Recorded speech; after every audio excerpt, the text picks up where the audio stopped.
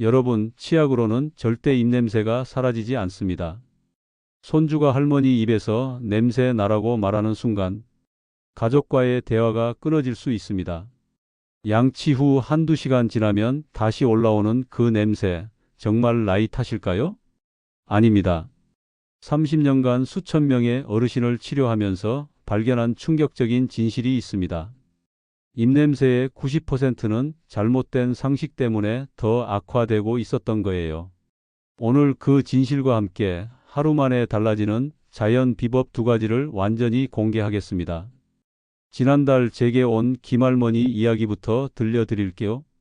78세 김할머니는 6살 손주와 함께 살고 계셨는데 어느 날 손주가 이렇게 말했다고 해요.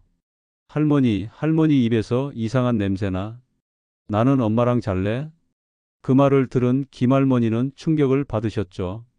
그동안 가족들이 대화할 때 자꾸 고개를 돌리는 게 다 이유가 있었던 거예요.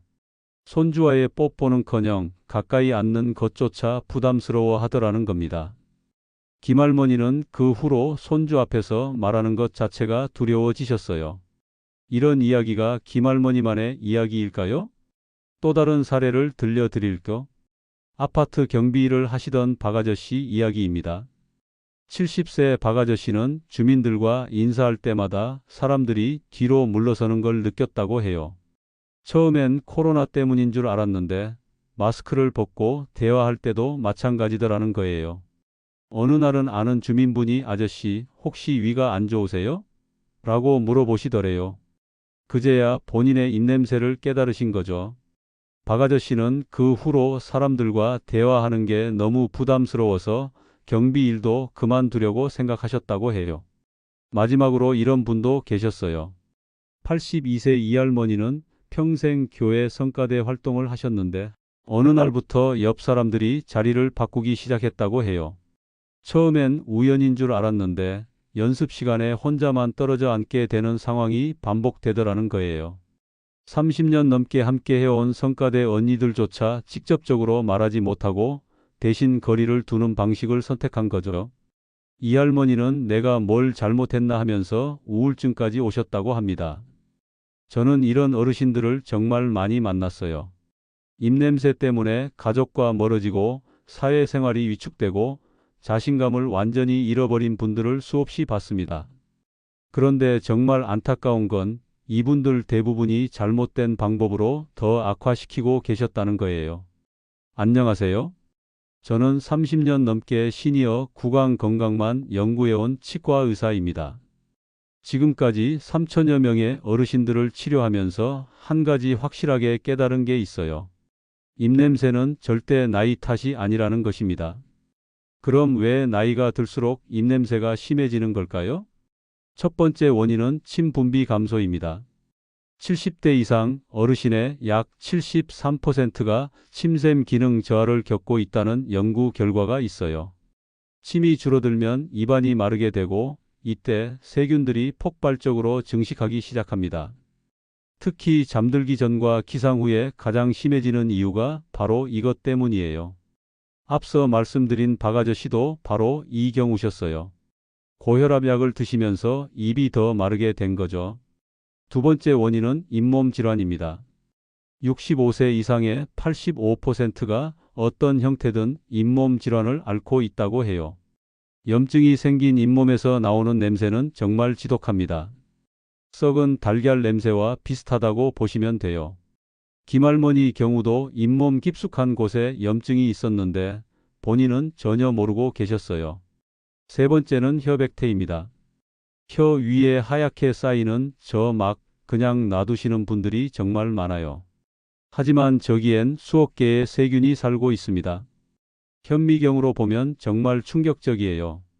이 세균들이 단백질을 분해하면서 황화합물을 만들어내는데 이게 바로 입냄새의 주범이에요. 네 번째는 소화기 문제입니다. 역류성 식도염이나 위염, 소화불량이 있으면 위에서 올라오는 냄새가 입으로 나와요. 특히 식후나 공복 시에 더 심해지죠. 이 할머니가 바로 이 경우셨어요. 위가 약해서 소화가 잘 안 되는 상황이었거든요. 다섯 번째는 약물 부작용입니다. 고혈압약, 당뇨약, 항우울제, 수면제 등 시니어분들이 드시는 약물 대부분이 입을 마르게 만들어요. 박아저씨처럼 하루에 여러 가지 약을 드시는 분들은 더욱 심해지죠. 마지막으로 구강위생 관리의 한계입니다. 나이가 들면 손목 힘이 약해지고 시력도 나빠져서 꼼꼼한 양치가 어려워져요. 특히 이사이나 혀 뒤쪽 같은 부분은 거의 관리가 안 되는 경우가 많아요. 그런데 여기서 중요한 건 일반 치약으로는 이런 문제들을 해결할 수 없다는 거예요. 치약은 단지 향으로 덮을 뿐 근본 원인을 전혀 건드리지 못합니다. 그럼 어떻게 해야 할까요? 제가 30년간 연구하고 실제 환자들에게 적용해서 놀라운 효과를 본 자연 비법 2가지를 알려드리겠습니다. 첫 번째 비법은 바로 녹차입니다. 녹차에 들어있는 카테킨과 EGCG 성분을 아시나요? 일본 츠쿠바 대학에서 5년간 연구한 결과 이 성분들이 구강 내 악취 세균을 82%까지 억제한다고 발표했어요. 중국 베이징 의과대학과 미국 조지아 의과대학에서도 동일한 결과가 나왔죠. 특히 녹차의 카테킨은 구강 내 유해균은 억제하면서 유익균은 살려둔다는 게 놀라운 점이에요. 또 다른 연구에서는 녹차를 꾸준히 마신 그룹이 그렇지 않은 그룹보다 침 분비량이 35% 증가했다는 결과도 나왔어요. 앞서 말씀드린 이 할머니가 바로 녹차로 변화를 경험하신 분이에요. 이 할머니는 처음에 반신반의하셨어요. 차 마시는 게 뭐가 도움이 되겠어요? 라고 하시더라고요. 하지만 제가 알려드린 방법대로 2주간 드신 후 성과대 연습 때 사람들이 다시 옆자리에 앉기 시작했다고 하셨어요. 그런데 여기서 중요한 건 올바른 사용법이에요. 그냥 아무 녹차나 마신다고 되는 게 아니거든요. 1단계 녹차 선택법입니다. 티백보다는 잎차를 선택하세요. 잎차가 티백보다 카테킨 함량이 5배 이상 높아요. 색깔이 진하고 향이 진한 것을 선택하시고 가능하면 유기농 제품을 구매하세요. 마트에서 파는 저렴한 녹차보다는 차 전문점에서 파는 품질 좋은 녹차를 권해드려요. 2단계 우리는 방법입니다. 물 온도가 정말 중요해요. 너무 뜨거우면 카테킨 성분이 파괴돼요. 80도 정도의 물에 3분에서 4분간 우리세요. 물이 팔팔 끓으면 조금 식힌 후에 사용하시면 돼요. 너무 연하면 효과가 없고 너무 진하면 떫어서 마시기 어려우니까 적당한 농도를 찾아보세요. 3단계 마시는 방법입니다. 하루에 3잔에서 4잔 정도 마시시면 돼요.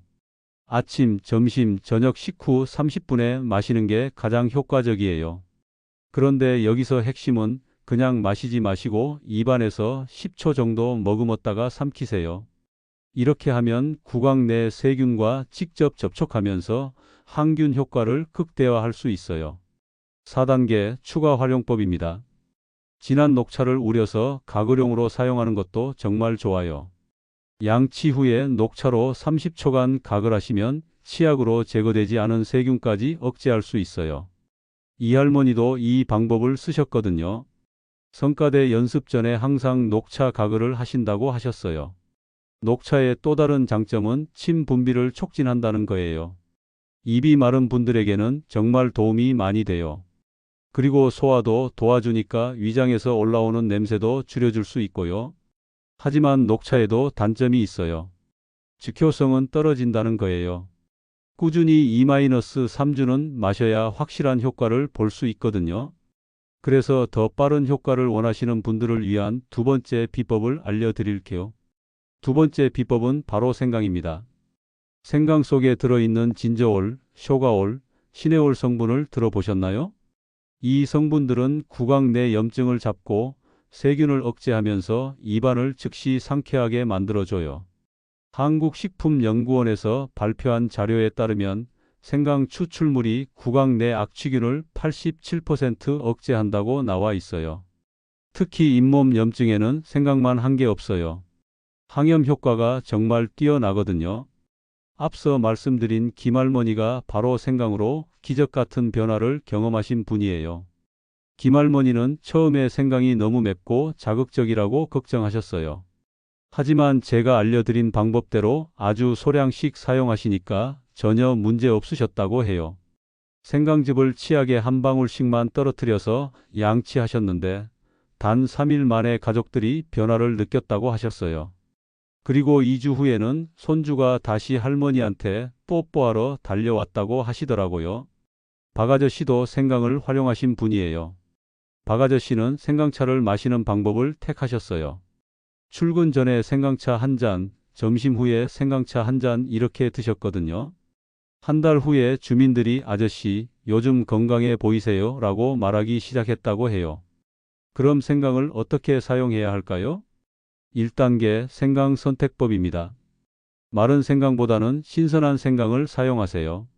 껍질이 매끈하고 단단한 것을 고르시면 돼요. 크기는 엄지손가락 정도면 3-4일 사용할 수 있어요.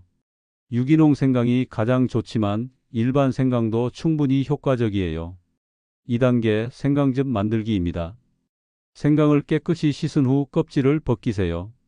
강판에 갈아서 면포나 거즈에 싸서 꼭 짜면 생강즙이 나와요. 하루 사용할 분량만 만들어서 냉장고에 보관하세요. 하루가 지나면 효과가 떨어져요. 만약 강판이 없으시면 생강을 얇게 썰어서 절구에 찧어서 즙을 내셔도 돼요. 3단계 치약과 함께 사용하기입니다. 치약을 칫솔에 짠 후 생강즙을 1에서 2방울만 떨어뜨리세요. 너무 많이 넣으면 맵고 자극적이니까 조금씩 사용하는 게 중요해요. 평소보다 조금 더 오래 2분에서 3분간 양치해 주세요. 4단계 가글용으로 사용하기입니다. 물 한 컵에 생강즙 3에서 4방울을 넣고 잘 섞은 후 30초간 가글하세요. 특히 외출 전이나 사람을 만나기 전에 하시면 즉효성이 정말 좋아요. 김할머니가 손주 만나기 전에 항상 하신 방법이에요. 5단계 생강차로 마시기입니다. 얇게 썬 생강 3에서 4조각을 뜨거운 물에 5분에서 10분간 우려서 드시면 돼요. 꿀을 조금 넣으시면 마시기도 편하고 항균 효과도 더 좋아져요. 하루에 2잔에서 3잔 정도가 적당해요. 생강의 장점은 즉효성이에요. 사용한 당일부터 효과를 느낄 수 있거든요. 그리고 소화도 도와주고 혈액순환도 좋게 해주니까 전체적인 건강에도 도움이 돼요. 하지만 주의사항이 있어요. 위염이나 위궤양이 있으신 분은 농도를 절반으로 줄여서 사용하세요.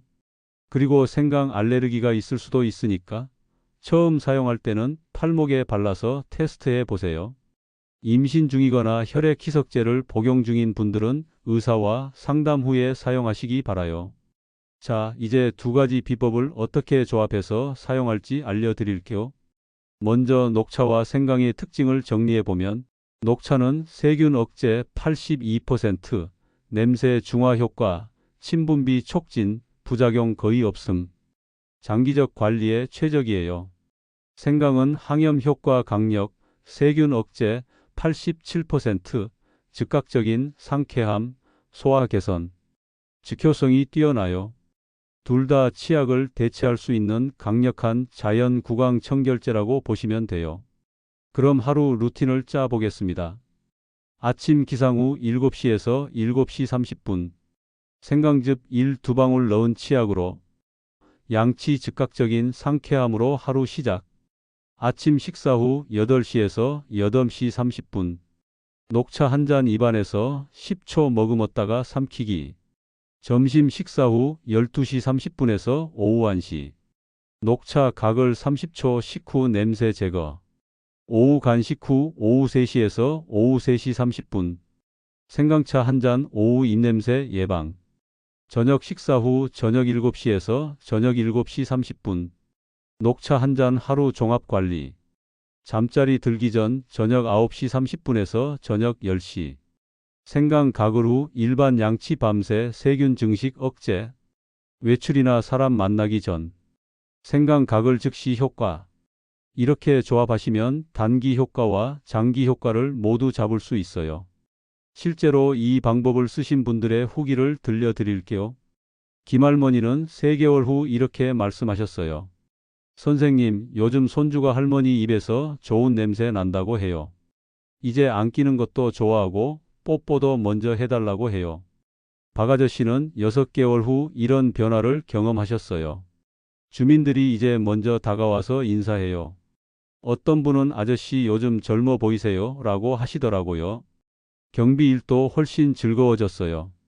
이 할머니는 1년 후 이렇게 감사 인사를 전하셨어요. 성과대에서 지휘자까지 맡게 됐어요. 사람들이 제 옆에 앉고 싶어 해요.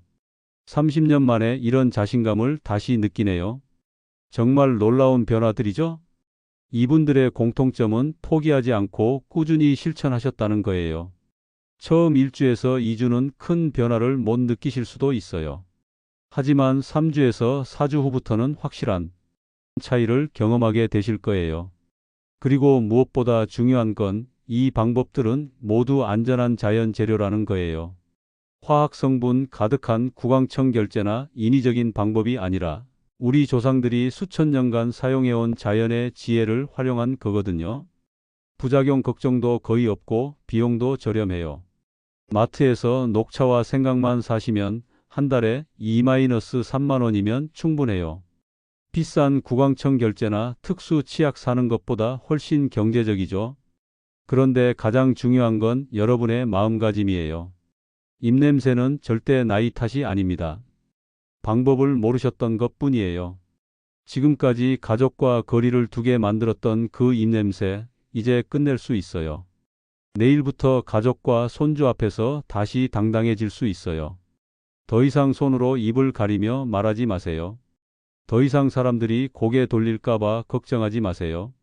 여러분도 충분히 사랑받을 자격이 있고 당당하게 웃을 자격이 있어요. 녹차와 생강, 단 하루만 실천해도 달라집니다. 한번 시작하시면 왜 진작 시작하지 않았나 후회하실 거예요.